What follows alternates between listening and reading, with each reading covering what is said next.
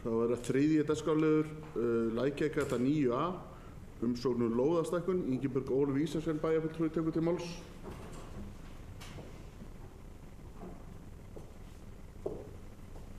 Forseti, ágætu bæjarfulltrúar. Er að fjórða lið í fundargerð skipulagsráðs frá 29. mars síðastliðnum. Þar erindi sem Þorbjörg Dóra Gunnarsdóttir sækir lóðastækkun á lóð númer 9A við Lækjargötu. Skipulagsnefnd samþykkti að grenndarkynna tillögu að breytingu á deiluskipulagi á fundi sínum 14. desember 2016. Erindi var grenndarkynnt og barst ein athugasemd.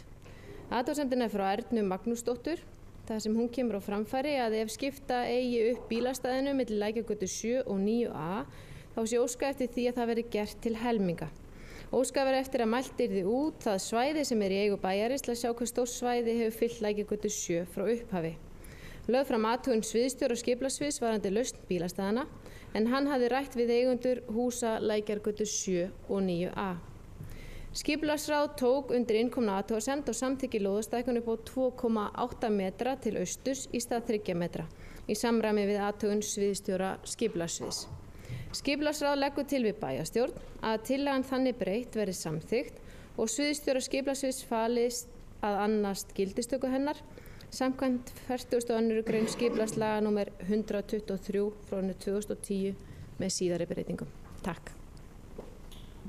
Bæjarfulltrúi Ingibjörg Ólöf Ísaksen hefur lokið máli sínu, orðið er laust. Sem enginn hefur kastað hljóðsköngu til atkvæðagreiðslu, þeir sem geta samþykkt vinsælast gefi merki. Það er samþykkt samhljóða með 11 atkvæðum.